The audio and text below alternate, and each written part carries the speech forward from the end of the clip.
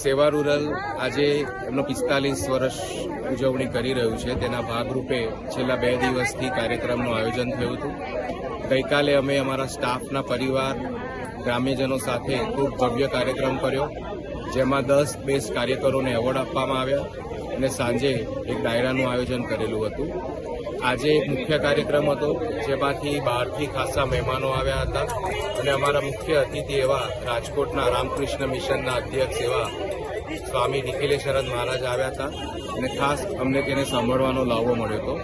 સાથે સાથે પૂર્વ આઈએએસ એવા ડોક્ટર અમરજીતસિંહ, ગેટ્સ ફાઉન્ડેશનના સ્ટ્રેટેજિક વિભાગના વડા એવા અંકુર વોરા સાહેબ અને ગ્રામ્ય આગેવાનને પણ સેવા રૂરલની દિશા સૂચન માટેનું અમને આશીર્વાદ મળ્યા હતા.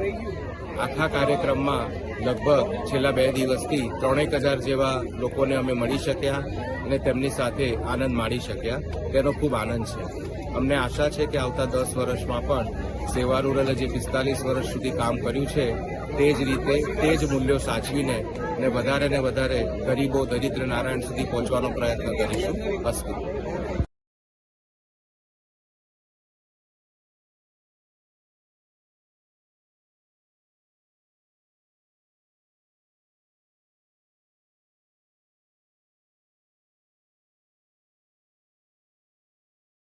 એનાથી અનેક ગણું કેવી રીતે પ્રદાન કરી શકાય એ વિચારવાનું છે. કોઈ ડર વગર, નિષ્ફળતાના ડર વગર અને પ્રેયરફુલ, પ્રાર્થનામય રહી અને ઠાકુરમાં જેટલી શક્તિ આપે એટલું સાથે રહીને કરવું છે.